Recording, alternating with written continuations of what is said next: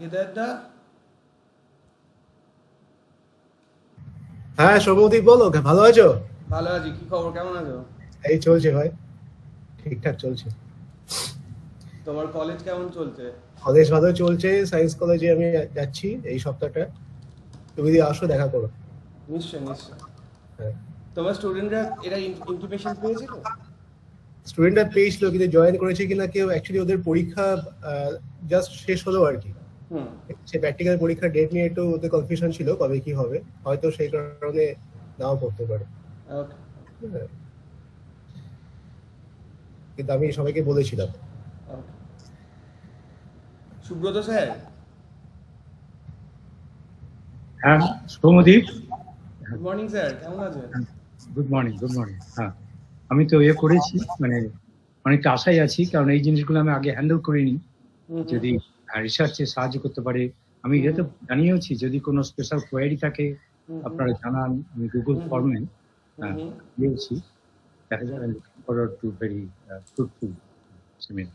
Nice nice nice nice. Anwesha.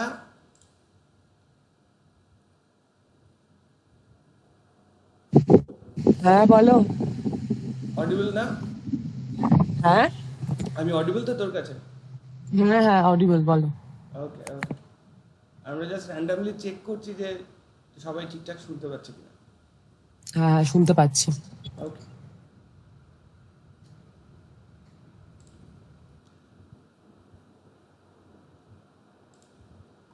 আমরা কিছু প্রশ্ন পেয়েছি আপনাদের কাছ থেকে। We have received some queries from you participants. I'm going to read it out.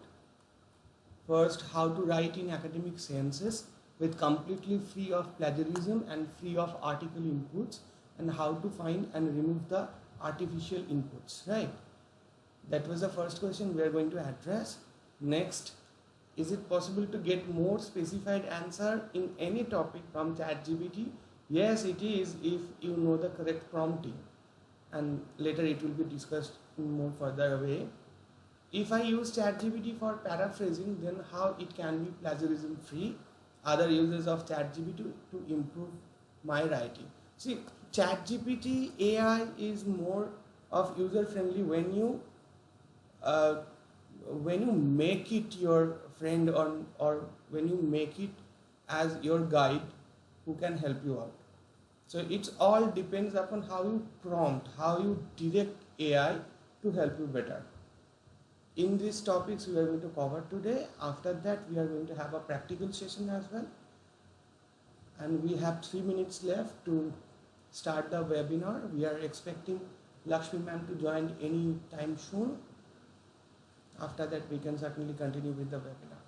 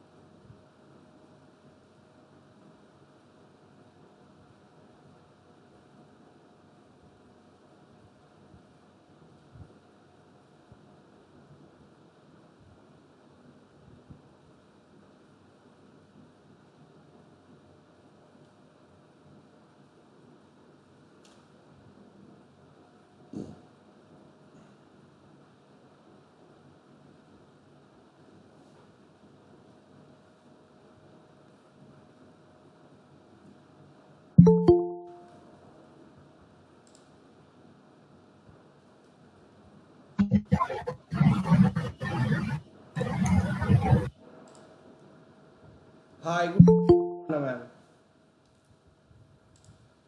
And Lakshmi ma'am is here. Good morning, ma'am. And very warm welcome to the solution. Good morning, Lakshmi here. Am I audible? You're perfectly audible, ma'am. Thank you. Thank you. Hello and welcome everyone. I am Shomodip Banerjee. I am founder and CEO of School of Thought Research Solution. And today we are going to have a great productive Sunday. And you are going to remember this Sunday for a long time in your life. We are going to have this webinar into two segments. First, Lakshmi ma'am will teach us how to use AI and how to leverage AI in our education. Second, Rituparna ma'am is here. Rituparna ma'am will teach us in hands-on activity and practical ways how we can use those teachings of ma'am, Lakshmi ma'am, into our academics. That will be on hands-on basis. So before starting the webinar, I would request our Public Relationship Officer, Sanchari, to start and host the session for today. All over to you, Sanchari. Thank you very much. Thank you, Shomodipda. So a very good morning to our guests of honor for today's talk and all the attendees of this webinar on the fruitful usage and implications of artificial intelligence. I would like to introduce our first keynote speaker, Dr. Lakshmi D. Chand, Madam, who is a PhD holder in the field of commerce with over more than 35 years of teaching experience in various undergraduate and graduate programs worldwide. Her expertise in higher education curriculum development, review, assessment, and planning has contributed immensely to the universities within our country and also globally. She has been instrumental as a trainer for various institutions, specializing in leadership, time management, innovative teaching methods, and technology integration in the field of education. Her comprehensive approach ensures that educators are well equipped to meet the evolving demands of modern education. I request you, ma'am, humbly, to please help us with all the valuable insights that you can provide us with the artificial intelligence, as this is of immense help in the growing field of today, specifically for us researchers. So we are extremely enthusiastic to hear from you. Ma'am, please.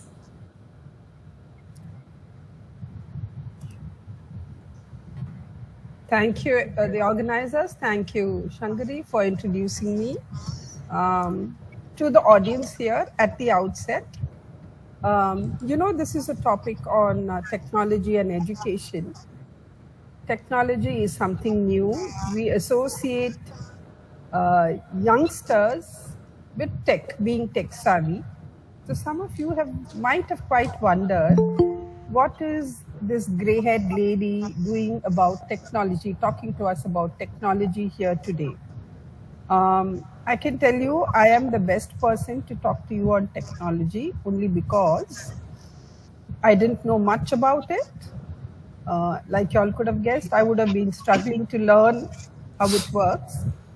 However, the important takeaway is I learned to grow with technology. Technology came in when I was a teacher, not as a student.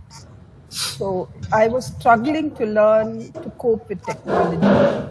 And every struggle led me to the next struggle. So I learned to cope, understand how things work and how best to use it. And that's why I feel I'm capable of sharing my experiences with you all. That said, a small tip even before we begin, technology is dynamic. What I say may hold good for this year or a few months, and next month it may change again. So the idea is you, me, I, everyone in the world will have to be open-minded and constantly adhering to change. For instance, when I've been speaking of technology, say a couple of months ago, a few months ago, and now there are a few things that I've already added to my bundle, to my basket. So that way we need to understand that it's important to be updated. Okay. That said, before I begin, any one of you, a couple of you, can you quickly tell me who you are? Only one line. Anyone, please. Who are you? Ma'am, I am teaching geology at Durgapur Government College. Excellent. Myself, Subhrata Ghosh. Welcome, Subhrata. Anybody else? Yes, ma'am. How are you? I'm fine, thank you. Uh, It's good to see you. can you remember me? Yes, I know you were part of my program. Yes. Yeah. Myself, Sheikh Hidayat Hossain, Assistant Professor in Anthropology. Yes. Welcome, welcome. Anybody else? I have two professors. Yes. Good morning, ma'am. My name is Dr. Jagriti Khe. I'm from the University of Delhi. And, ma'am, I am also an assistant professor teaching development communication and journalism. And, ma'am, I am looking forward for your session. How can I use and integrate AI into my daily classroom teaching, ma'am? And I am a researcher also, ma'am. I work on climate change and gender. So I'm passionate about research also. And currently also I'm a co-investigator. So I'm looking forward for your session. Thank you. Great. So you're playing a double role. You're going to be a teacher and a student. Excellent. That's the Ma'am, best way because to learn. the research which I do and the experience which I get from the grassroots visits and surveys, so I Will tend help. to incorporate that learning into my Yes. teaching, classroom teaching daily. Perfect way. Perfect way to do. Good, Thank you. good. So I have a few educators here. Are there anyone in student roles? Students or researchers only? Okay, not a problem. Great. I'll go ahead without further ado. I am going to share my screen now. Before that, a small ground rule. I request all of you to mute your mics. However, during the course of my talk, whenever you feel like asking, reporting, commenting, remarking, you're free to turn your mic on, speak, and then later mute it. In general, we'll have it muted, but whenever you want to speak, you're free to interrupt me. It will not disturb me, and I will be able to keep the flow. Okay. That said, I'm sharing a screen. If it doesn't come up, please speak up because I won't know. I'm going to go to that screen in a bit.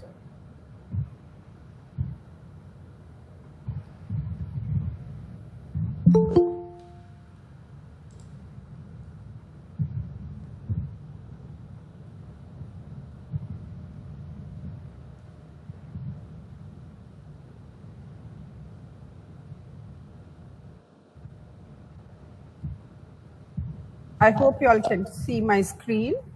If you Yes, don't, ma'am. thank you. If you don't, you all must come in, but you've said yes. Thank you.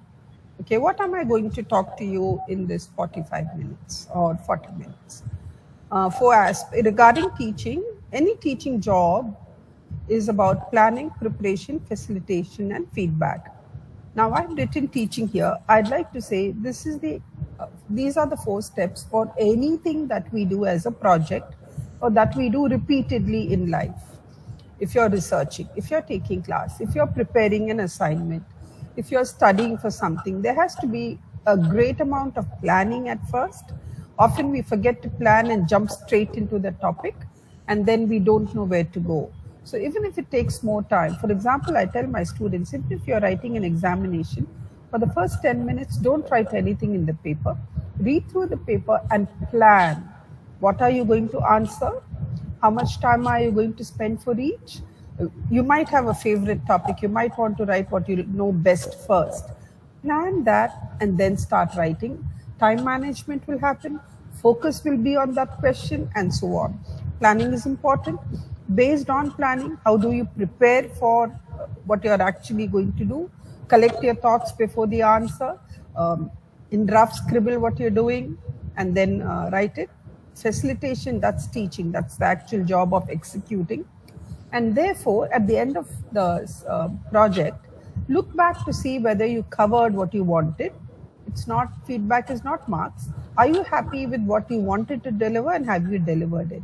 So if I always use these when I'm researching or when I'm teaching.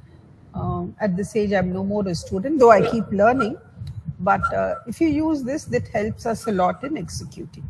Let me get straight to what we have to do in this. For planning, there are some tools which we know very well. Researchers, students also can use it. You can see my screen. If you want, I'll share this later. But right now, all that I want you all to do is listen to me. You can take shots too, I have no problem. Google Workspace, try and use the Google Suite to the maximum that you can. Magic School is another AI tool that you can use for somewhat like Google Workspace. But Magic School is more fun. Google Workspace is more professional. They do the same job. Okay? There's something called as EduAid.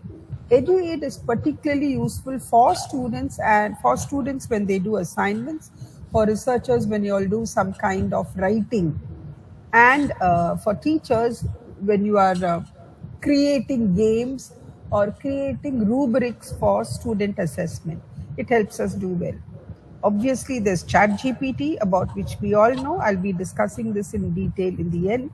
But you need to remember ChatGPT as a generative model, generative AI. Okay, it's about learning, writing, and mostly brainstorming. The key word is brainstorming. We forget brainstorming and think it's the end result.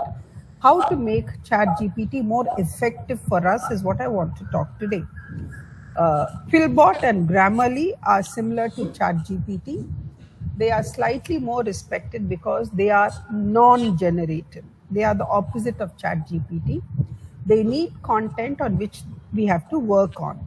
ChatGPT will generate its own content. That's the difference between the two. Okay, regarding planning. When you're preparing, maybe this will appeal only to all of us who are presenting. Teachers, when you are teaching students, and students, when you're making a presentation in class.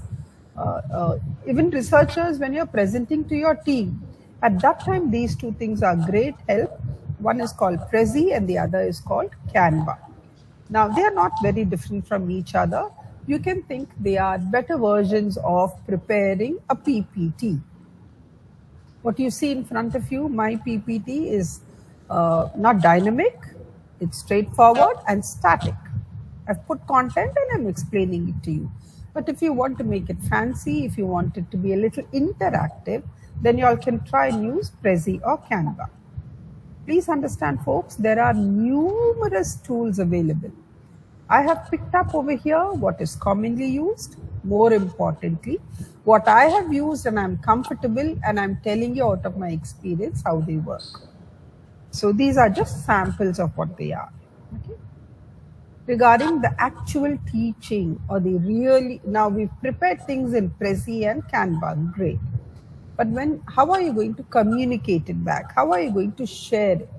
That's when we use the Google Classroom. I think you'll all know that. Google Classroom has got a lot more features than what many of us use. It can be used to its maximum, like uploading the assignments, the course plan, linking the documents, Google Calendar to remind when things are due, when you turn the dates on. It helps a great deal for all of us to manage.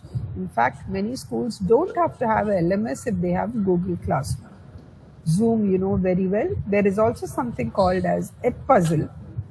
Edpuzzle is more a presentation tool, same as Pear Deck, Gimkit. Edpuzzle, Pear Deck, Gimkit, and there's also something called as Nearpod. If I add, these are presentation tools. But the advantage is these presentation tools are also interactive. It's not a PPT where I'm presenting something and you are answering. I can take this presentation into my Edpuzzle or Pear Deck, and I can post questions in that, which will prompt and make students answer using a QR code or using their phones, and you get answers on the screen. It's very interesting because it becomes activity-based learning and teaching. Turnitin. Turnitin is one example I think you all know. Because we have a little short of time, I'm not asking questions. Otherwise, I would have loved to discuss that. Once I finish my talk, I will give you all time to discuss on what I'm posting here. Turnitin is an excellent software where you run your work or your student work to see how much of it is, I won't call it plagiarized, is being duplicated from somewhere else. But you must be careful with Turnitin because you must read the sources and then decide. Just to tell you how much I loved technology, when I did my theses, assignments, etc., I make sure my plagiarism software shows me 0%. And yet, all what I write for the 3,000 words, when I make reports for my clients, etc., it's not that all the ideas are coming from my head only. I too have to use the internet a lot. I have to use information from books. I have to use information from articles. But yet, when I incorporate all of them in this, the way I manage, I'll discuss that later, the way I manage writing my report, it definitely maintains its originality content. So when you do that, the plagiarism comes to zero. And that's a wonderful thing because you've taken the trouble.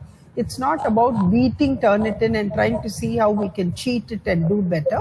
That is a fun game that we can play. But when you're seriously doing an assignment, I will teach you later how you can have an original article written by somebody and you can think of writing on the same lines without plagiarizing and by learning also.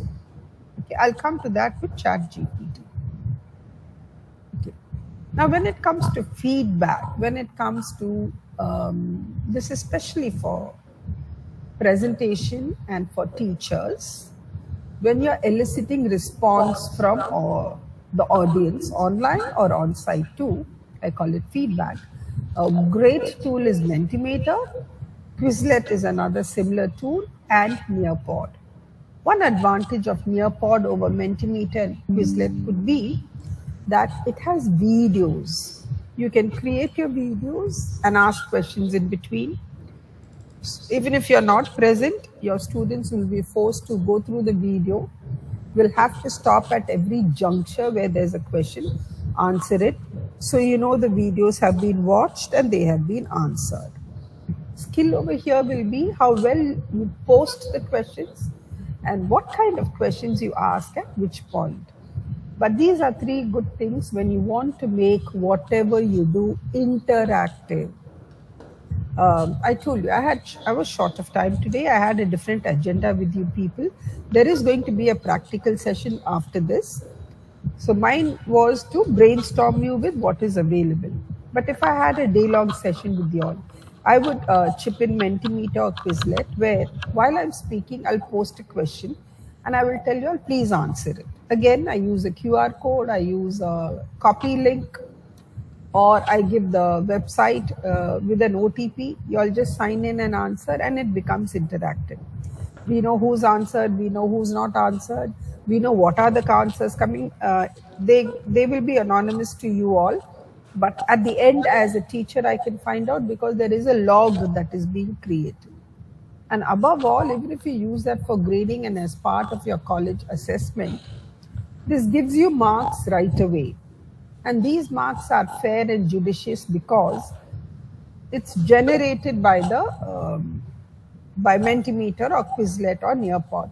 I would say there won't be partiality or there will not be any bias and prejudice when we use these tools for grading.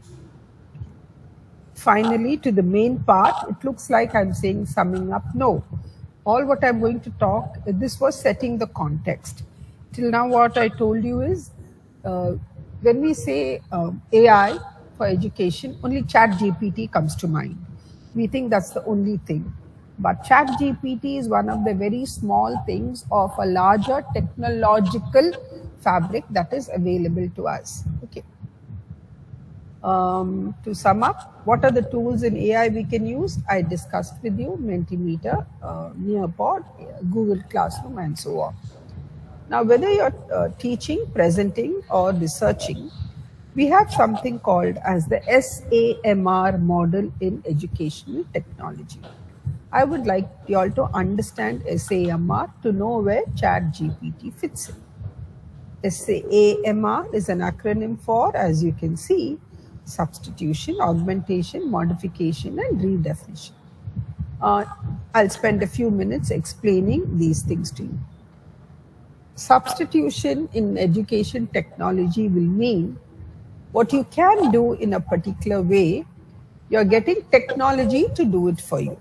For instance, you can write a letter and ask for something, a proposal, or you can write an assignment and give that paper, submit it. Another option will be to use your laptop and the Word document to create the same assignment, to type out the same thing what you could have written. We call this as mere substitution. I could use the whiteboard to teach you all some things, or I could use a tablet and project it on the projector in class and still do the same thing with a tablet and pen.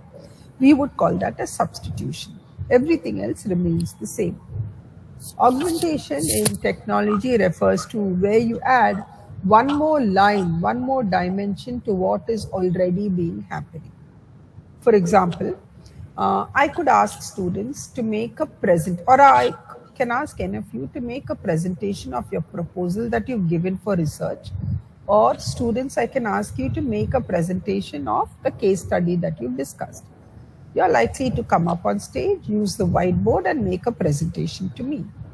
Sometimes you people often ask, ma'am, are we allowed to use the PPT or are we allowed to use the projector? At that time, what you are doing is, excuse me, you are augmenting what you are doing with the help of technology. You're using Flash, you're using PowerPoint, you're using Canva, you're using the projector to enhance what you are already doing. Remember, augmentation is about enhancing what you are communicating to others. Modification. Modification in technology refers to completely transforming how something can be done. I can quickly give a Google Doc as a quiz and say, okay, I've sent you all a link, open it up, type the answers and send it to me. Instead of asking questions in class, I make it a quiet class and ask everyone to use their mobiles or gadgets to give me answers. I've modified the way I am getting the feedback. I'm modifying the way we are communicating. I am quiet, students are quiet, but all the communication is happening through technology. So that's how this is different from the previous. And finally, redefinition. Redefinition is completely changing the way education is being delivered. It is not the final result. It is not that we are going there, but there can be situations where we might have to redefine how we are offering education, or students will have to redefine how they are learning. You need to understand what it is and you need to appreciate it. That's why redefinition is the final goal. Redefinition, for example, would mean having online classes during COVID. We are from big cities, but when you take smaller towns, they hadn't heard of any of the Zoom or Google Classroom, etc. And young parents of school children in smaller towns were scrambling to buy devices, phone devices, for the, or what we call as tablets, for their children to listen to classes that were happening. That is completely redefining how education was delivered. ChatGPT is a classic example of redefinition. I'll tell you, when I'm explaining the features of ChatGPT, you will understand better. Redefinition, therefore, is the final stage. Now, why did I explain SAMR to you? Most of us say, ma'am, yeah, I use technology in class. And when we think a little about, we think we've transformed. And actually what we've done is we've only augmented by introducing PPT in the class. It's really not a redefinition, it's merely supporting someone. Now when I take, in the case of modification, one way I can assess my students is by making them write answers to a case study that I have posted, and then I have to grade the answers. I would call using Edpuzzle or Nearpod a modification, because I don't have to give them the case study. The case study is in the form of a video. The questions are appearing in the video. They just have to answer the questions and they pop up on my screen, on my log as the teacher login. And I can make out which student has answered which question right and which question wrong, has skipped which question, and therefore how have they submitted. It will even, like you all expect, it will even tell you the exact time of when something was submitted and the kind of device. So chances of malpractices are greatly removed. That is what we would call as modification. Why do you and I need to know SAMR? I just like to tell us, when you are using technology, you and I have to be aware at which level of education are we using it. Always our redefinition is not the best level to use. And just because you're using substitution, it does not mean that you're at the lowest level. These are different levels of technology being introduced, and depending on the situation that we are in, sometimes S is enough, sometimes A is enough, sometimes you definitely need R, at times you may stop with M. So you must be conscious by using this technology. What exactly am I doing? If you are aware of that, you will know how to use that tool to the maximum. That's what I wanted to explain. Okay. Now that you know SAMR, there are all our tools that we use can be classified into generative and non-generative. Generative tools are what we have in Google, ChatGPT, and all the other tools that we have similar to ChatGPT that will help us understand, write out some things.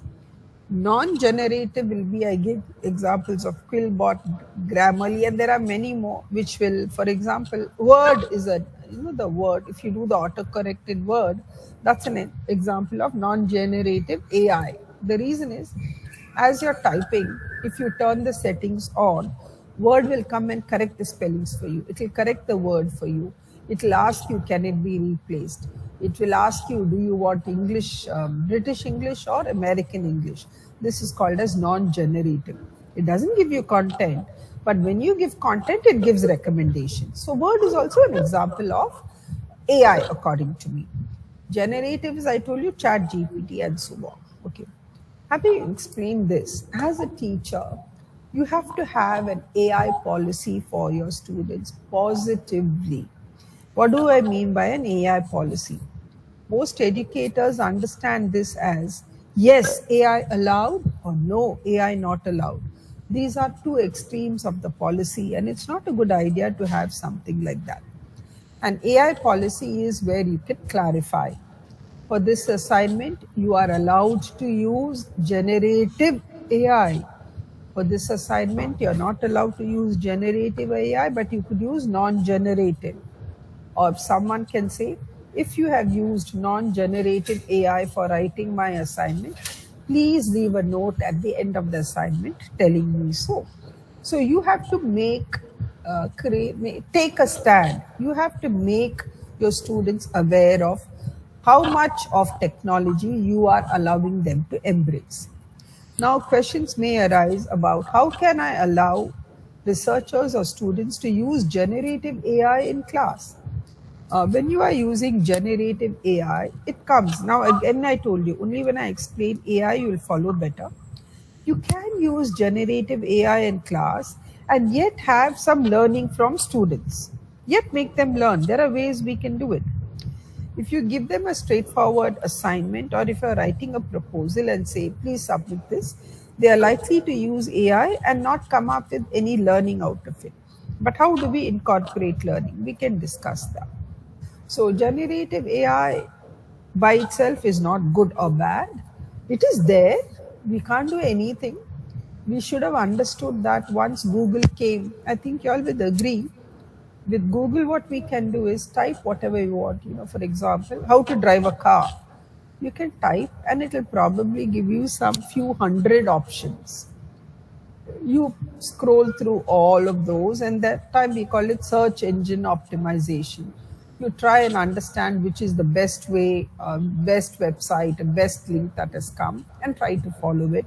Or you read 2 or 3 and so on. Okay. Now, what does AI do is put all this together in one document and give it. So Google is still AI, Google is still ChatGPT, but it is presenting it to you as half-cooked. AI, ChatGPT cooks it fully, puts it in one platter and serves it to us. So it's important to understand that when we had Google and all coming up, and you and I would make statements like, there is nothing that I can't find in Google. Google seems to have an answer. Some of it may be weird, but it has an answer for everything. Now, if you look at ChatGPT, it will have an answer even more for everything.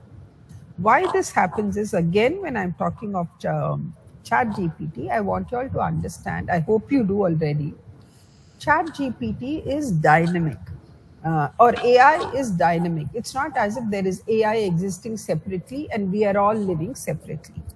Now, every time one of you write an article and submit it in some journal, every time your college website adds something about you, your profile is uploaded. You have gone to LinkedIn, you have gone to other websites. Each of them have different levels of control about, you are hearing the word data sharing, data sharing. Your data will be shared only to relevant websites, relevant sources. Your data will not be shared. For the banking people, they'll tell us your data will be kept confidential. So everyone is talking about data. Now, in this data, certain levels of data are shared, certain more are shared, some are not shared, and so on. What ChatGPT is doing actually is scouring the net, scouring Google like how you and I do, collecting it all and giving it to you as one answer. So if ChatGPT has to be successful, the amount of information that has entered into search engines and entered into the World Wide Net only will make AI successful. Now, often youngsters, teachers have asked me, ma'am, if I am going to put a question on ChatGPT and get an answer, the same question my student can get and get the same answer. What's the big deal in the student using ChatGPT? Or the student will ask, what's the big deal in the teacher being in my class? My answer to that is, I can challenge you. At this point, you can type a question in ChatGPT. I can type a question here, same question here in ChatGPT, and I can assure you we will get different answers. There will be some things different. It's not going to be totally different, but it's going to be different because what ChatGPT is doing is it's using your background, it's using your device, it's using your trail. Who are you? What have you searched in the past? And accordingly, it will give you answers. My ChatGPT will follow what I have been doing and giving answers. One. Secondly, even as an individual, if I type something now and I get answers, and I type the same question half an hour later, I type the same question half an hour later or sometime later, trust me, I'll get a different answer. Why? I told you. All this is about more and more data being infused on the net every millisecond, every nanosecond. So with the existing set of data, AI gives me a solution. Now, if I were to ask a little later, by then some more data has come, so I get a different answer later. So AI is also, dynamic, constantly improving and giving different answers. Hence, it will be successful only when the internet is filled with data and it quickly, the tools are those, not that AI, the ChatGPT is not successful because it is most knowledgeable. No, ChatGPT may be successful compared to other tools only because it is very fast in sifting data and getting you relevant answers. To all the AIs, to all the chats, the same data is available. How well they are programmed to collect it and how fast they are able to give it to you is what makes one more popular or successful than the other. Okay. Now that said, I am going to real AI now, real ChatGPT. And in ChatGPT, there is a term called prompt engineering, a very, very important word. You'll be hearing it everywhere. We call it prompt engineering. ChatGPT or any other chat is about prompt engineering. I'm going to take just 1 minute break and talk to you all. Have you all, so far, is it okay? Because now what I'm telling you is crucial. Have you all heard of the word prompt engineering? Do you want to say something before I move ahead? I'll give you 10, 20 seconds. If there's no answer, I'll continue.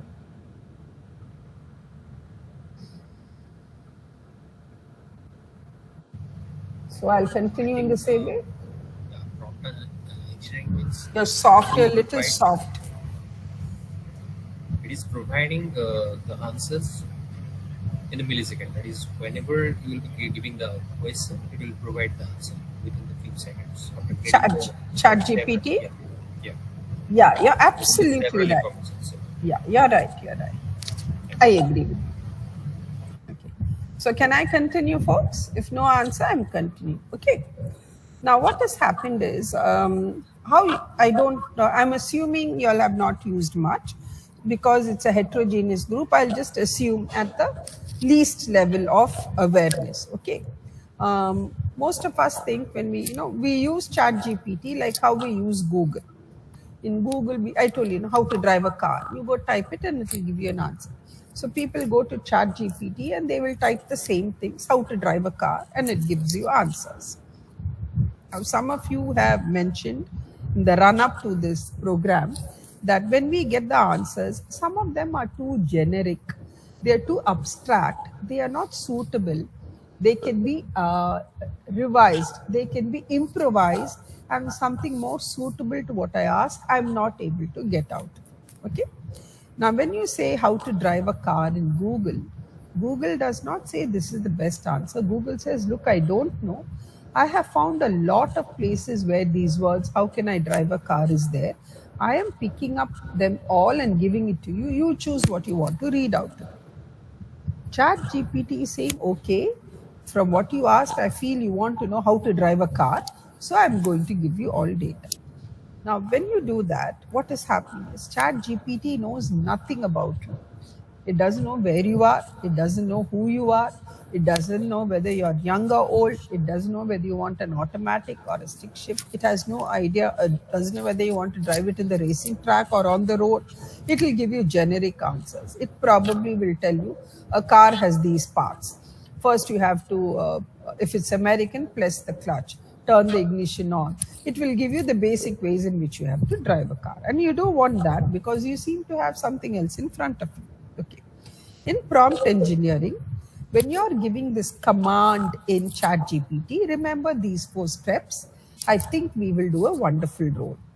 First is assign a role. I'll tell you, I'll explain the meaning, assign a role. Second is define the task or set the context.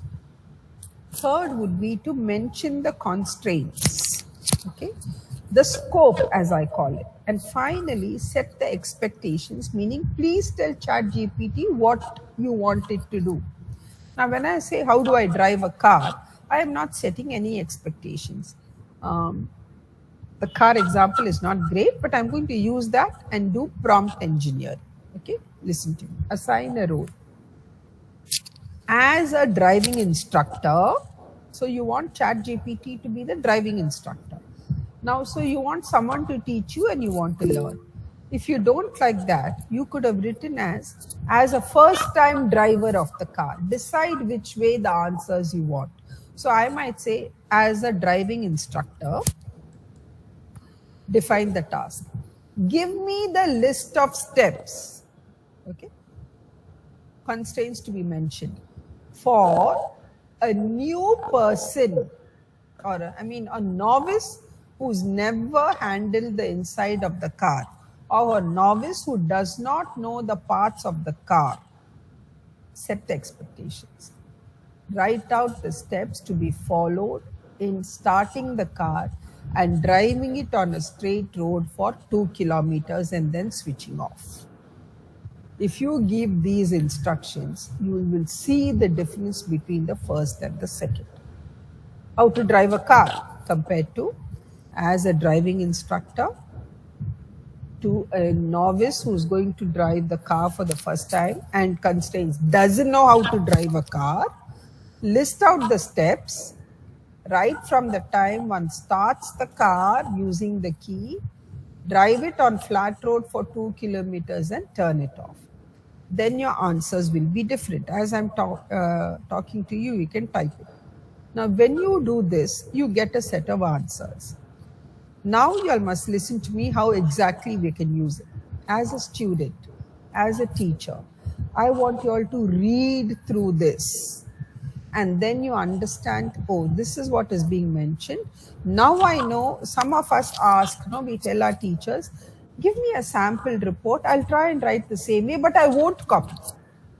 Now this Chat GPT is giving you that sample report.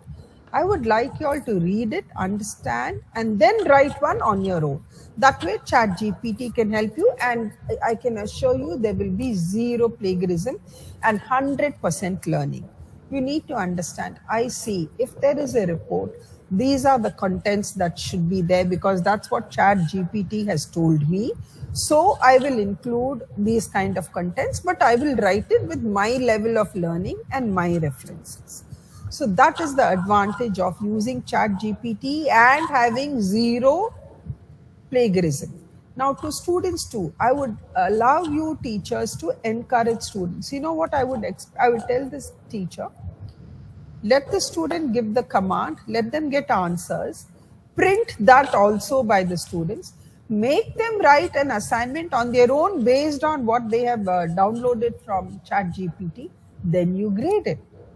So that way the student or any of us are admitting, listen, this was on ChatGPT, but I understood only after reading that in the first paragraph we should have written this, that in the third line we should have written this. You understand from ChatGPT and you write something of your own, and then you get a better answer. This improves learning, removes plagiarism, and it does not throw away your role as a teacher or a student. We can grade the students, teachers, all of us will be confident because we have our own teacher in our laptop which is constantly telling us how to do it. Another advantage when I use ChatGPT like this is it has got my login. For example, now if I were to share with you, I'm in the process of some higher education initiative, okay? ChatGPT knows that. So whenever I ask questions, it understands it is related to that initiative and it gives me comments, information about that initiative in the context of the question that I'm asking. I might talk of an advertisement. It will understand that is the context. I might talk of hiring a CEO for the company. It will understand it is for that higher education initiative and it gives me answers accordingly. Okay, that said. Now, when it comes to prompt engineering, back to this. Initially, I told you most of us are likely to ask short questions like, how do I drive a car? And then you get an answer. The advantage with ChatGPT is if you look at options, you can go further and say, okay, the above instructions can you have given? Can you give it as an instructor? Can you give it as a student? You can modify your questions to the above content that ChatGPT has generated. So it does not mean that in the first question itself, you should ask everything correctly. You can ask at the macro level, and then you can go back and say, of the above, can you remove the last two paragraphs which are talking about the economic situation in the world? Confine yourself to India, give a constraint. It will redraft the whole thing to suit you. So you can evolve with your ChatGPT. That's the best way to do it. And after a few iterations, you find that you've got your perfect answer. That's the advantage of ChatGPT. Prompt engineering. Assign a role, set the context, constraints to be mentioned, and set the expectations. This is what I had for you all for today. I'm stopping here. I have a few minutes. I can take any questions that you'll want to ask me on what I have discussed or anything that I haven't discussed.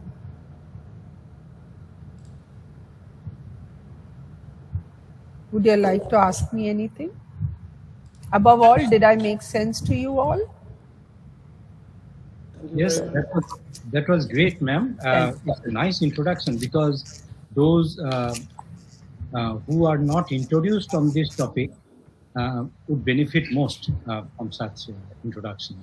And Thank you. I am one such individual. Thank you. Now, I hope it is helpful. Now, my point is, sometimes I think, okay, you might explain in a better way where the flaws in my thinking lies or lie. Like if I take a child, say 5 years, 6 years, 7 years, 8 years old child, and if we want to teach them in the conventional manner how to calculate, say adding, subtracting, multiplication, the way we do before the calculators came, and then the calculators came. Okay. Now, teaching a child of the same age from the beginning with the help of calculators. If we compare these two situations, teaching a child in the conventional manner first and then introduce him or her to the calculators, is that the better option, or going straight to the calculator? And that kind of thinking comes to my mind when I learn about these things, ChatGPT. What would be your comments on Yeah. Thank you very much for asking that question. I'm very happy you asked. I'm on the same page. I'd like to clarify one thing. When you started, if you noticed, I'm also someone who gives a lot of importance to the classroom experience or the learning teaching experience devoid of technology first. Even if there is technology, for example, what I have shared with you, I could have just sent it across and said, please read up. But the best way I like to do it is I facilitate it with my knowledge, my personal experience, and my teaching. So if students are given a good base on how to do math, they understand the process, and then you say, we don't want to tax your brain doing the calculations because we want you to go to the next step. You may be allowed to use calculators for these specific functions, then it is okay. Like how I told you, we tell our students how much of ChatGPT is allowed. So we let students know how much of calculators are allowed, in which scope. Then I think it's okay. But it cannot replace the teaching learning experience. Humans, never. Yes, learning the first principles first. That is always it will never. It will never. Okay. Thank you. Thank you for asking. Yes, ma'am, I want to say something. First of all, I have experienced a thing in the Google in recent days, that whenever we search something, first we get a generative summary from the Google Gemini, and then the older ones we have the list of the websites and blah blah blah the Google is giving in the later. That is a new observation I have done in the recent days searching the Google. So what we can say about the Google is also starting with the generative AI in a collaborative form. Are you asking me, is that, would you agree to that? Actually, you have explained the difference between the generative and correct. You're asking how would I call it? Yeah. Okay. See, Google is definitely AI. In fact, they also have something called as their own, like how we have ChatGPT, they have Google Gemini. Okay. Yeah. Yes. The difference is what Google does, we have to understand is, initially it was not equipped to give you all put into one article or one document and give you. It will just list out everything that is there. So it is like AI, but is scattered all over your page. And you have to be smart to choose which you want. So it is definitely AI, but not, what shall I say, not developed AI, not advanced AI. Real chat, we use the word chat, no? Chat because whatever Google is giving, we are getting in one chat box, not about 20, 30 links. So Google is AI, 100% now, but they've got their own chat and they call it Google Gemini, which is as good as ChatGPT. There are thousands of ChatGPT. Google Gemini is also one of them. Okay. Did I answer you? Yes. And I have another questions. A question that I have tried to solve a problem. It's a simple math of the population genetics. I know the answer, but I have tried how the ChatGPT and other AI can solve the problem, and I found different answers from the different open AI tools.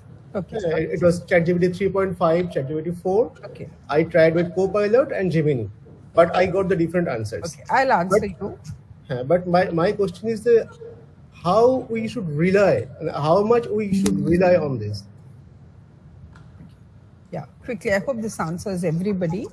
ChatGPT or which any of these AI, if we give the correct commands, numerically it will give you the exact correct answer, no doubt in that. I'm very sure, because I allow in institutions where I am for accounting and practical papers for teachers to set question papers using ChatGPT. Please note, using ChatGPT, getting the answers, making the marking scheme, and submit it to the CEO's office, which you allow.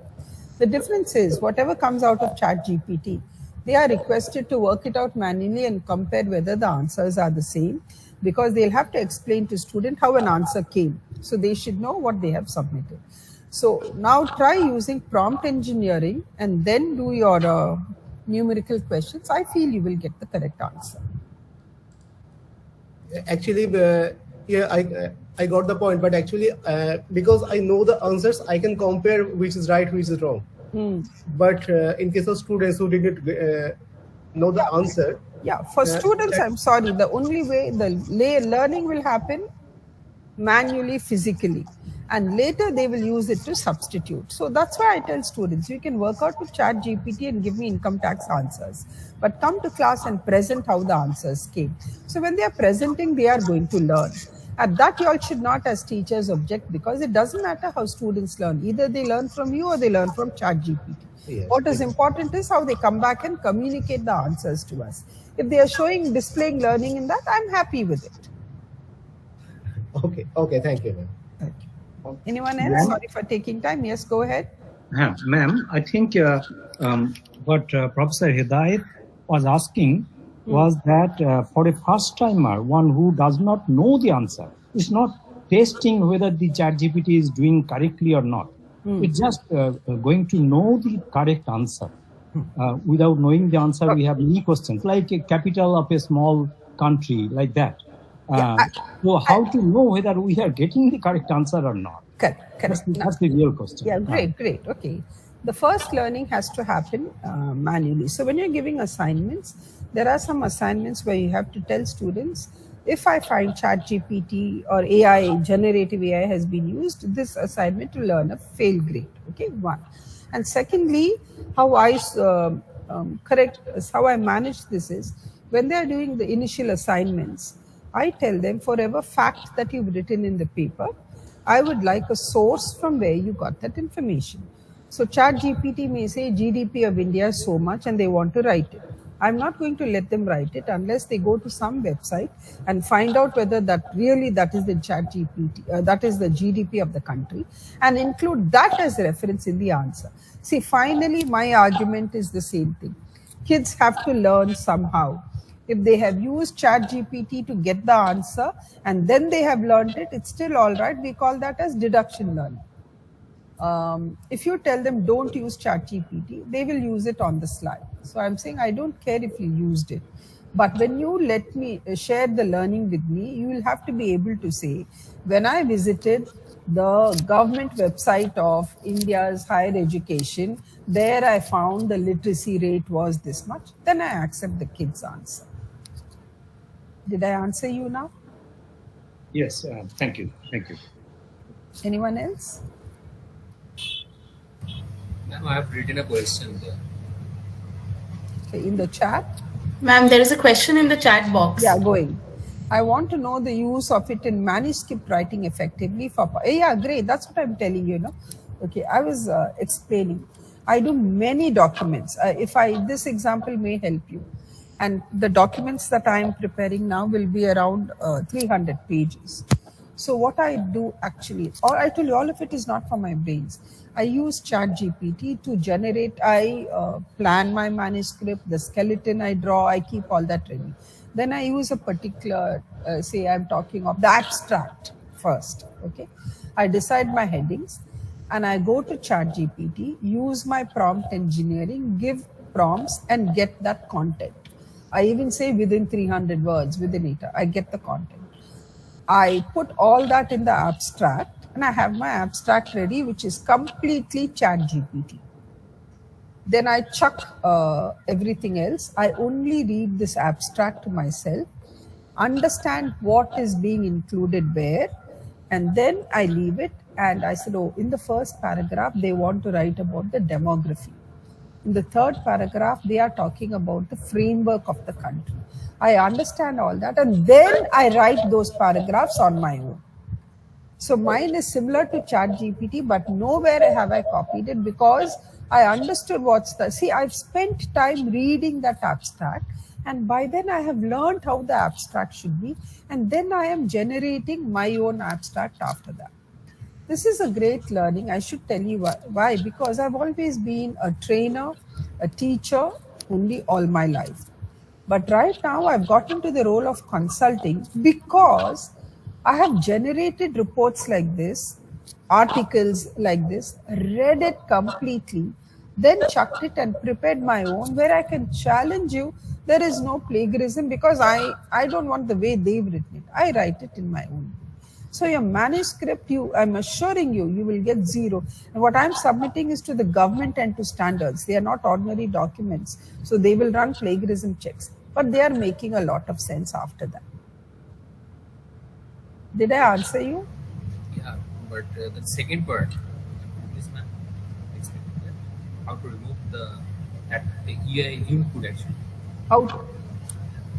With any AI, there can be no AI input title. AI document will be there. You have to keep it aside. Call that your sample and tell yourself what I write should not be in any way same as the sample. But you read that to understand what flow AI has done, and then you generate your own after that. Okay, after reading those words, we have to do by ourselves. Yeah. Because what AI is doing is it's reading across the world and giving you a standard document. What is being used, well used by people. And that's what you want to know. But don't copy any of that. Completely generate it on your own. In the first paragraph, they've introduced FDI. Okay, I will write about FDI on my own. That's all. Actually, there are so many informations, but how can you know that? There are so many. Come again. Which is the authentic one? Which answer is authentic actually? No, okay. This comes like I was saying, technology. Technology comes much later. You have to first ignore technology and have your learning. You have to have your learning first. Only then we can go to that. But remember the planning. But in the specific field, suppose I could have time much. The specific field. Let's make time. Let's decide what our focus in life is. Let's decide at any cost. I want this. You'll make time. Trust me. You'll be very confident after this. No, I'm assuring you because I've been through the tough path. I'm assuring you all. Make time and say, no, I will go the long way. I will read, I will understand and challenge ChatGPT. Take some samples, read it and then say, okay, my ChatGPT has given a reasonably close answer to what I want. Now I will write on my own. It will take a little time, but you'll do a good job. That is my own way that you are talking about. Yeah, you actually getting me to explain this because I could understand this is what you are doing. Researching and then writing. So you want, thank you for doing that. Good job. And wish you all the best. Anyone else? Ma'am, if while writing a publication or while writing a paper on a particular topic, I am doing some literature review. So ma'am, there are a number of databases which helps me in finding the studies. So ma'am, because I have never ever used ChatGPT in my whole life, and I want to understand, like as a researcher, whether ChatGPT will help me in finding out the studies I am looking for, or it is like some kind of database it can give me, like if I'm searching something on how women are vulnerable to climate change. So if I want to know that if AI technology will help me in finding out some review studies which I am searching from Google or Scopus or Web of Science. So can AI help me out, ma'am, that way? AI can completely help you out. Completely help you out. Again, I'm saying we have to apply the brakes. For example, you can tell AI to give you the reviews, or you can tell AI, give me the list of suitable references. You go to those references, read them and write the review. That's the best way to do it. Where is plagiarism then? You don't have time to search the reviews, so get Google. And before all that, what I typically do is, say, for example, if you're talking of women's studies, I will go specifically to AI and read a lot before I type the main question. before actually going there, I will type out something. Try to ask questions around the topic and in the end ask the main question. But for review, most people are just taking review from ChatGPT. We as educators find that out, find them or fail them. But the best way to do it is ask for references, but you write the review. You read it and you write it. It will help you search faster, that's all. Google will take 2-3 hours. ChatGPT will take 5 seconds. Okay. And ma'am, one more question. If I am writing a research paper by doing a primary study, I have written the complete paper, but I want to improve the quality of my paper, like if some good keywords can be added to it or if it can be reframed. So can I do it with Chat GPT or any AI tool? Yeah, you use at that time what you're talking of non-generative. Use Quillbot or Grammarly. Grammarly, my laptop is connected to Grammarly even now. Okay. Even if I type an email, it will keep prompting me. Don't you want to say this instead of this? That's not generative. That's actually all universities allowed. They'll say they have signed up for Grammarly. So students get a free login from the college email ID. So it's allowed. It's allowed. Grammarly, Quillbot. There are many. I use only these two. Ma'am, sometimes I have used Quillbot to paraphrase. So, ma'am, is it a plagiarism if I am using such tools? Okay. So, will my paper will come under plagiarism then? Okay. Don't use Quillbot that way. Not fair. Okay. Thank you. You write it. What you do is when you are typing out something and we use a wrong word, Quillbot will prompt you to change the word. That is allowed when you are that way. But I want to warn you all, for example, Turnitin, etc., which I have, the plagiarism that comes out, there are at least 4 types. You know what it will tell me? 100% from the internet. 100% ChatGPT. 2, generated by ChatGPT, modified by Quillbot. 3rd one, only modified by Quillbot. 4th one, completely written by humans. Okay. This is the detail, the internet. If AI can help you, AI can help the other side also. Right? Okay. That's how advanced it is. So we have to be careful. Then I want to warn, there are some websites which will tell you, ChatGPT writes in computer language. We will teach you how to dehumanize that article and submit for your assignment in college. There is no dehumanize when you touch the computer. Dehumanize is another word for Quillbot or Grammarly. They don't want to admit it. So don't follow dehumanize. All our plagiarism will even identify that and tell you, we'll get into trouble. Okay. Not only you, this was for everybody. Yes, I forgot to mention it. Ma'am, because I haven't used any ChatGPT or any AI tool except for paraphrasing something. Actually, I have used Quillbot. I would advise you all quickly start using for everything. Only then you're a master of the tool and you know how not to use it. So go ahead and use it is my advice. I mean, practice in it, not use it. Practice with it so you know the tiny details of how best it works for you. Thank you for the best statement. Sorry? It is the best statement from your side. Yeah. Thank you. Any other questions? I have overshot my time. Ma'am, I have a question to ask. Yeah. Ma'am, suppose I have a scientific thought in mind, okay, and I wish to write a paper. Now, before submitting the paper, I just wish to enhance the quality of my writing. So if I use ChatGPT, in this case, will my idea or the ideology of the manuscript remain intact after using ChatGPT? Or will there be any, differences in the thought that I'm trying to share in my work, my research work? Yeah, good question. If you use prompt engineering, your thoughts will not be changed. Trust me, it will give you perfect answers that you had in mind. I'm not great at marketing or advertising, but I use ChatGPT. I put my thoughts and I say, please quickly create a flyer or a pamphlet for something I do. And it will do it in such a way that it pleases me because I've used prompt engineering. Having said that, I'm doing it for advertising. Okay. Having said that, you used the word article. Now, when you're writing an article, I would advise you use Quillbot, don't use ChatGPT. I mean, grammar, any non-generative, not a good idea because that only modifies your content and that is allowed. The minute you put it through ChatGPT, it could be detected as plagiarism even if the thought was yours. You can use it for fun things like a school program, like an admin event where it doesn't matter.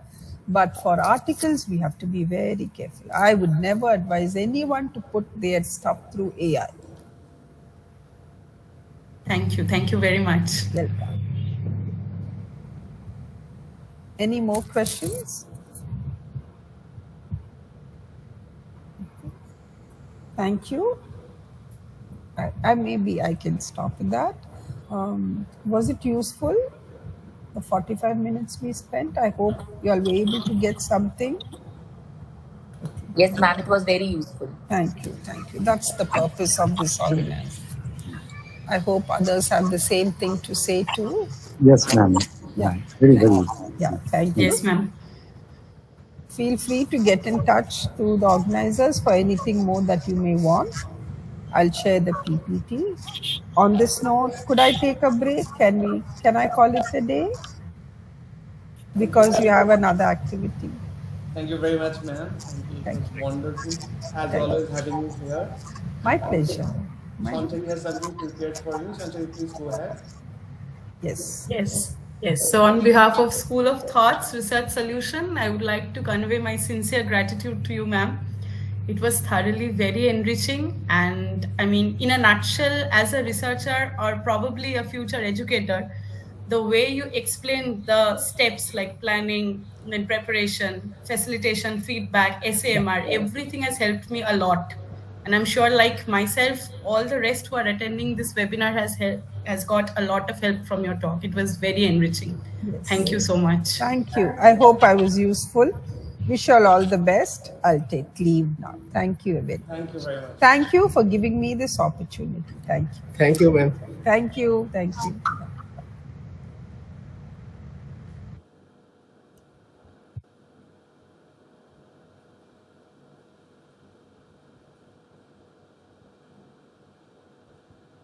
All right, so should we move on to the next segment? Yes, please, Sanchari. Okay. So now I would like to introduce you all to our next keynote speaker, who is Professor Rituparna Kundu. She's an assistant professor and the departmental head of the Department of Computer Science at THK Jain College. She has had for over 12 years of teaching experience. Her research area includes things like machine learning, image processing, and data science. She's doing PhD work to automate a few areas of radiation oncology and treatment planning. So I would really request you, ma'am, to please come up and enlighten us with your talk. Please, ma'am.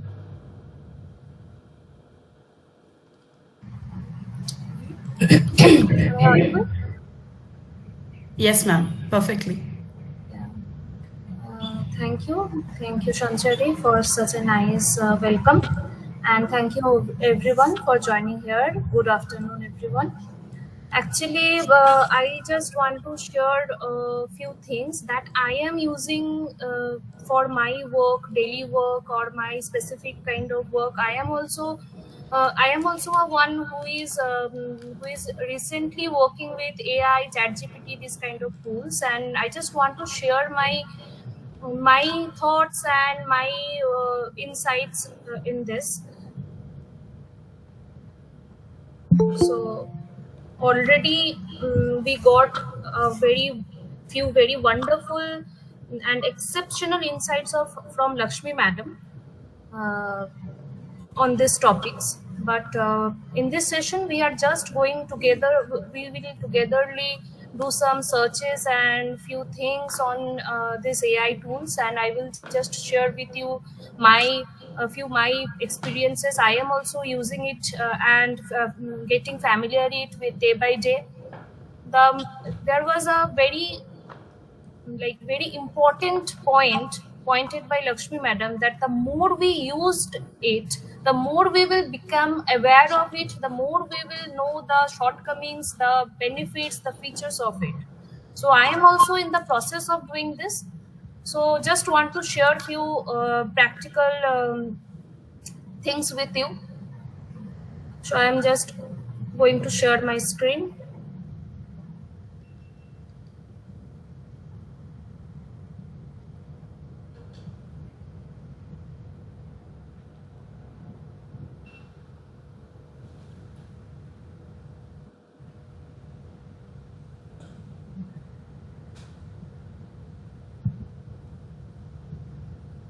So we all know that the popular AI tool, there are multiple tools.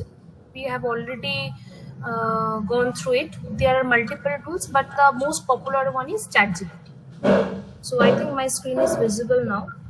So the points that Lakshmi Madam has mentioned, I will just like to go through it. That whenever we do a search in the ChatGPT, we will follow few steps like assign a role, set the context, constraint to be maintained, set the expectation. So we need to be very specific whenever we are doing any kind of search or we want any answer from this kind of generative AI. We already gone through this term generative AI. So this is generating few video, audio, mixed up content for us. So we need to be very specific what we need and what it will generate, because it will generate based on our searches, our text, whatever we give instruction, based on that it will give us the output. So as the first thing is assign, so let us take an example. I have already searched few things, but I will do it again for you all. So assign a role. So suppose I am a instructor Sir, you have and mailed I us, but we want didn't get the link. to We have prepare checked a twice and course plan. I want to prepare a course plan for my class. So assign a no, role. no, First I need to mention that as an instructor or for an instructor. just talking about second segment of our webinar. You can get the hands-on activity. Just make it quick, sir. Context, that is we want to prepare a course plan for suppose for data science. So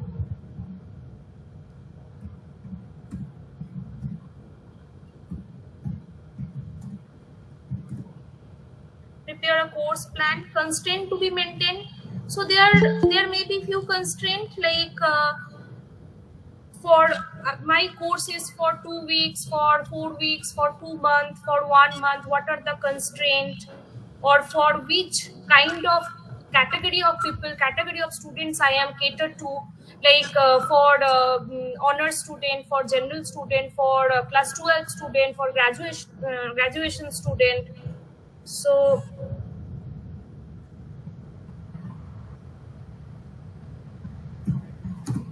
to teach graduation student within 2 weeks, or maybe I could prompt prepare a short course plan. This may be a constraint. So expectation, what I want, few topics that I need there, or few headings. I could mention few keywords that I want from it. So for now I am not mentioning anything. So this kind of searches will work. So see, duration 2 weeks, for a duration of 2 weeks it will prepare a course plan, course objectives, this. Now next, if I want to modify it, I could give include the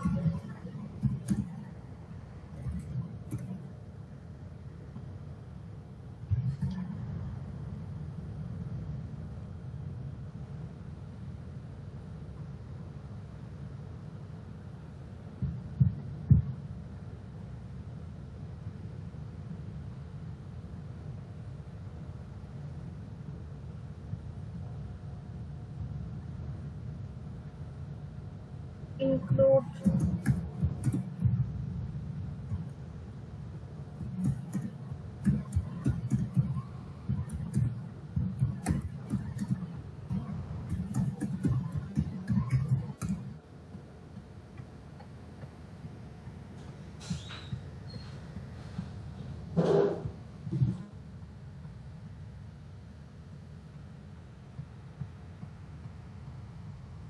So if I give include natural language processing in the above course plan, so it will again redesign it. So now the thing is how we could use this. Obviously, we could not use it directly. We could take the insights from it. We could take help from it, and we could plan our own coursework, or we could plan our own course planning. So in this way, we could search few things. Next, I want to mention a very simple steps. Suppose sometimes it happened that we want to start a new research on a new topic. So in this scenario, the ChatGPT could be very helpful. I must mention could be, because it depends on the context. It depends on what is the topic is. But I will mention few simple steps.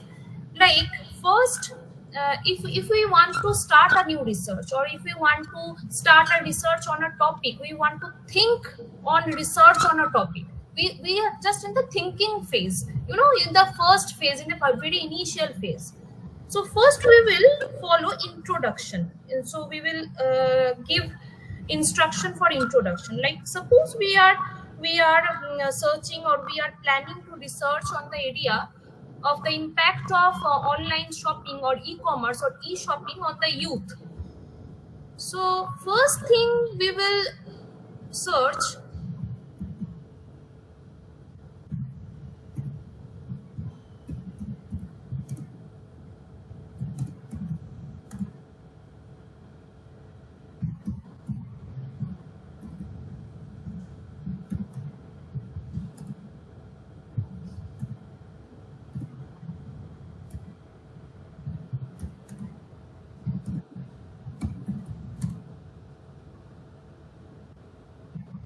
so it will give an positive effect, negative effect, this kind of thing.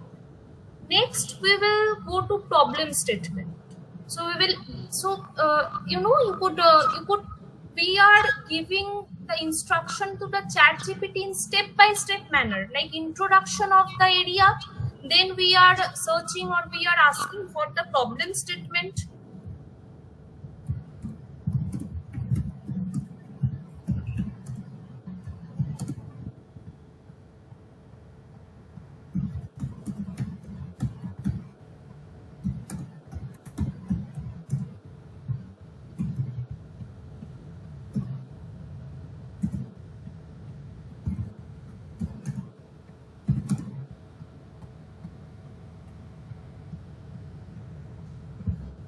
So obviously, from here we need to plan, or we need to summarize our problem statement. We need to find out our problem statement. We need to find out few points for our problem statement. Then we could search for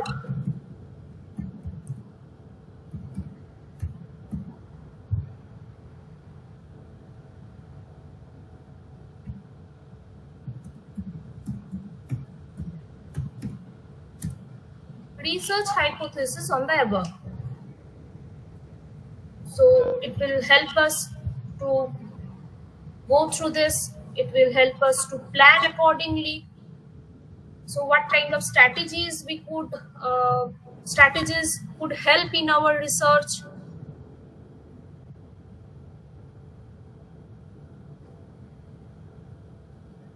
Then we will search for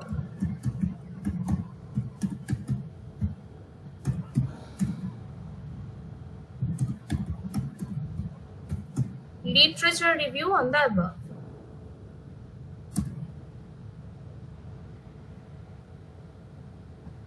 So it will summarize the literature reviews. It would find the literature review databases and give us a summary kind of thing.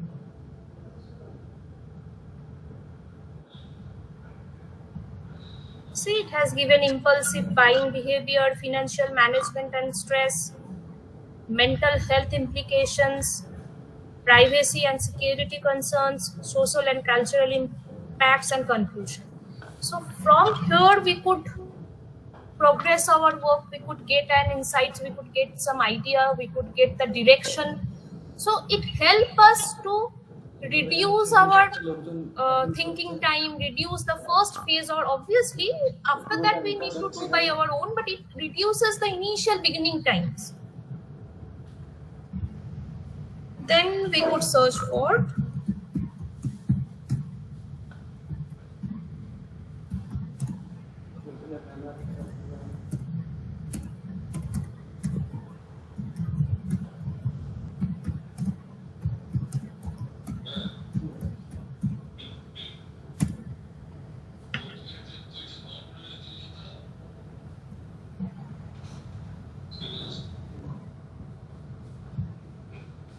So obviously you could see that it is giving us the research design, research questions, like the questions we could cater, the questions we could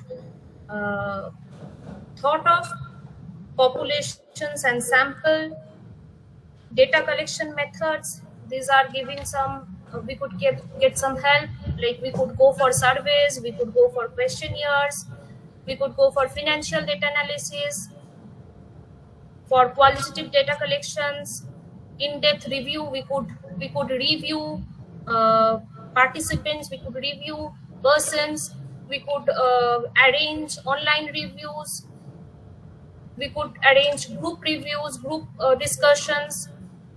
So it is giving us total help on research methodology on the particular topic we have given it.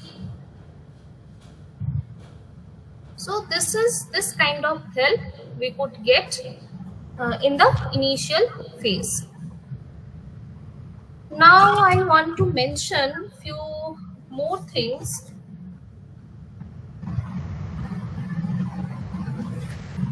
Like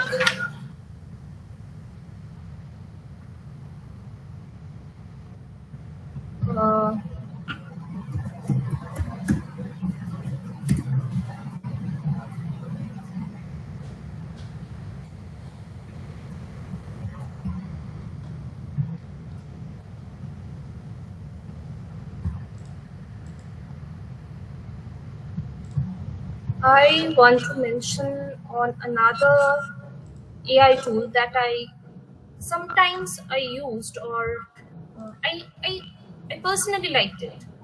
That is Ether. So we all know about ChatGPT, but ChatGPT is not the only AI tools that could help us or that we could get help from. I would request you all to go and use another tools also, because the help of AI tools vary depending on our purpose, depending on our situation, what kind of help we want, or what kind of area we are catered to. So Ether is sometimes it seems very helpful for me. Sometimes sometimes the situation, sometimes like I want to find I want to write an article, or I write a small essay or small article on something to start my research or start my work, or just for my class or just for my lecture, this kind of things. So I find this tool very helpful in those kind of purposes. Like suppose I will show you, suppose I want a report on the recent trends for e-shopping in our youth.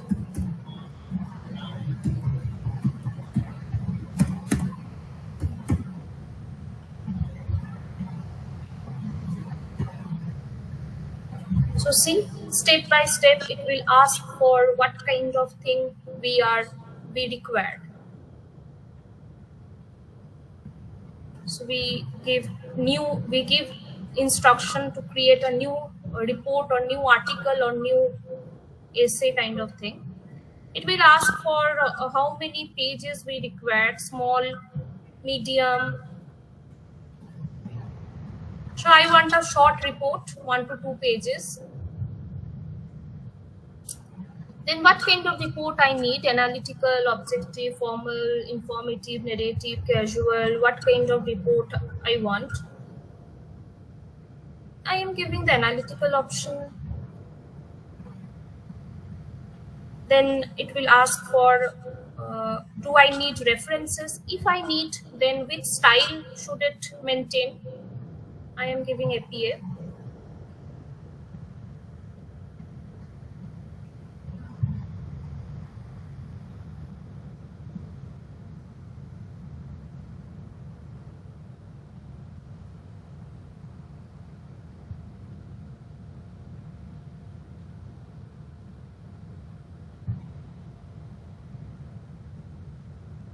So first of all, it will give the heading of the paragraphs or the summary of the paragraphs that it will give me.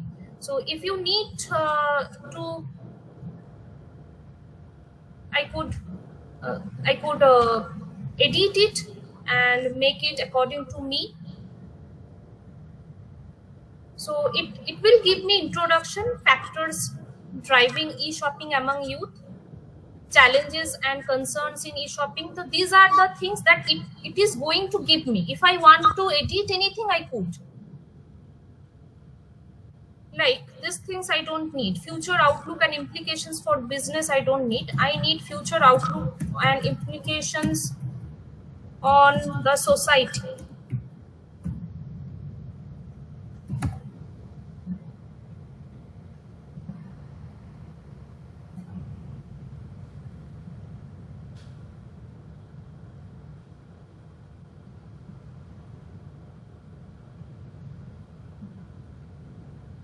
So it will prepare a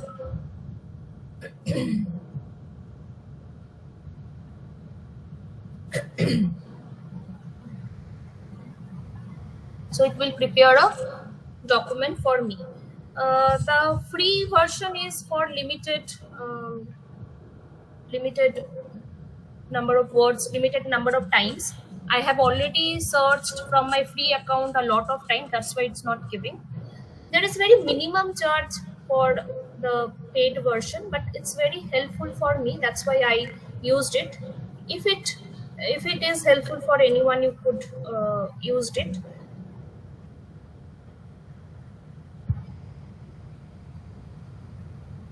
I want to show a few more AI tools that I know about. Obviously, there are multiple tools. There are lots of tools that I don't also know and I never used in my life. So I also need to use them and know about them. But there are few things that I want to share with you more.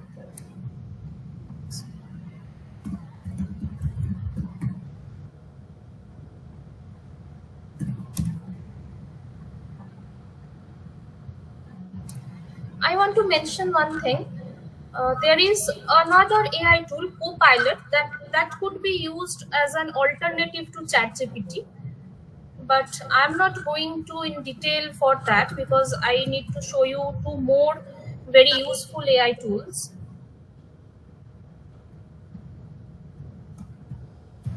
It is not visible, madam.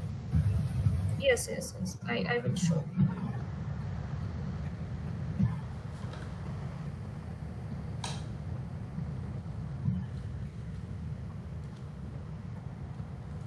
So the next AI tool that I want to share with you, that is Perplexity. It's a AI based search engine, AI powered search engine. So it will be helpful in providing us obviously AI generated answers, but the main thing is it will include citations which are related to the summary it is giving to us. So whatever the summary or whatever the summary kind of thing it is generating to us, it will also give the citations for it also. So I will show you.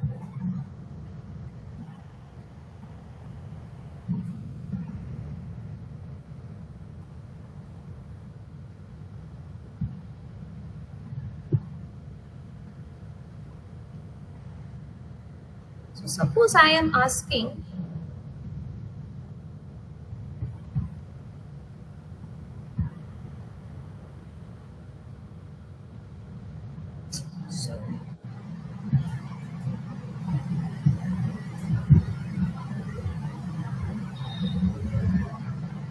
I am asking recent algorithms on tumor on recent algorithms on brain tumor detection and classification.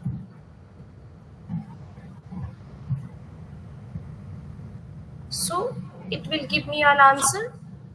These are the models, these are the recent models or recent algorithms that have been used, and these are the papers or sources from where it is giving me the summary. So if we click on any paper, I will show you.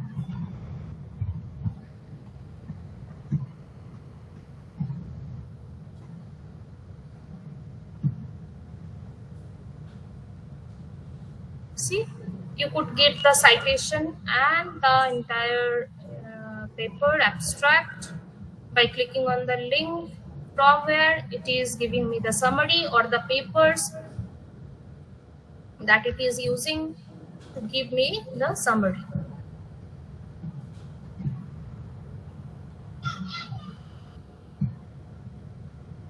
So this is the thing, Perplexity, where I was there.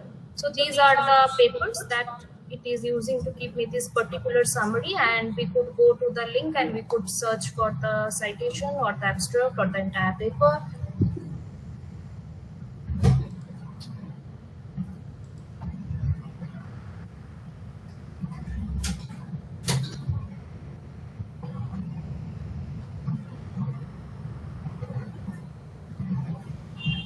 There are another AI tool that I want to mention here. Let's see it.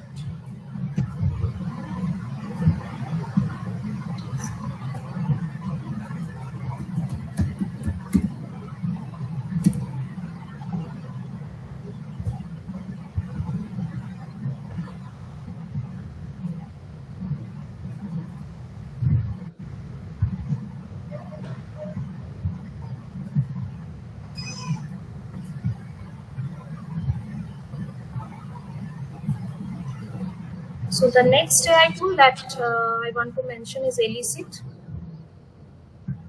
We could go there. So basically, I find it helpful in finding papers relevant to my topic, relevant to my search, or sometimes if I want to compare or I want a comparison for a topic among few papers. So what is the difference between this Elicit and Perplexity? This Elicit gives a summary kind of thing or gives a comparison kind of thing on the top 4 paper or top 3 paper depending on its database. Obviously it has its own database, it has its own search engine, but own database, sorry. But depending on the top 4 paper or based on the top 4 paper, it gives me a comparison or summary kind of thing.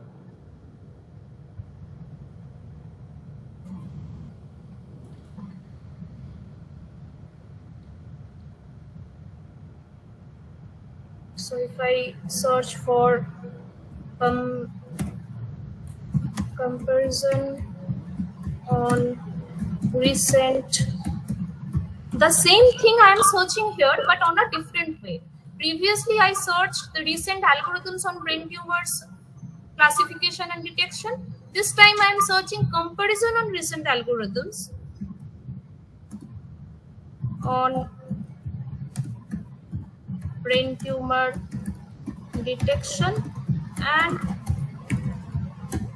classification.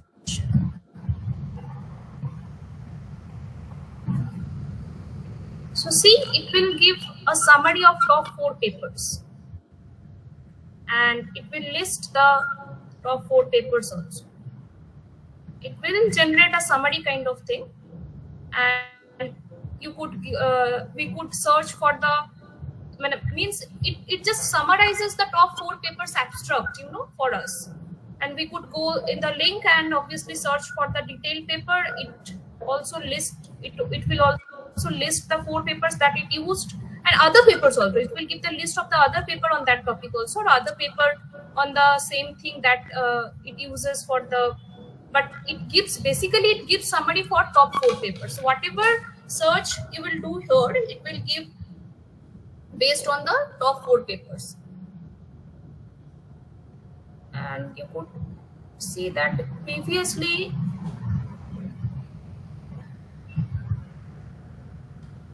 in case of perplexity, what it gives us an answer that it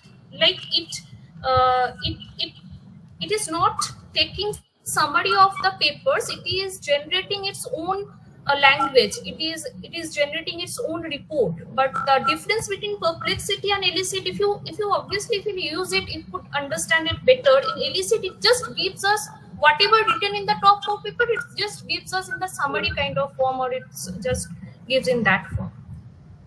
And in perplexity, there is another advantage that it listed a related kind of search. So we could get help from related idea in which direction we could go, or in which direction we could search more.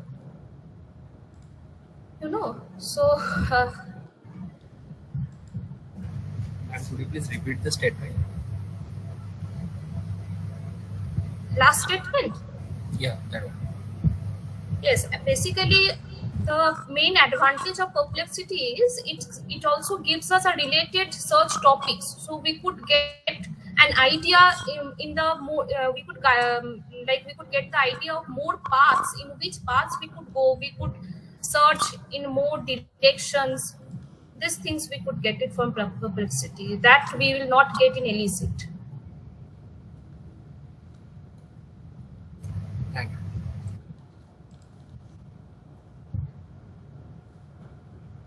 So obviously there are numerous tools like this, but I just shared which I used often.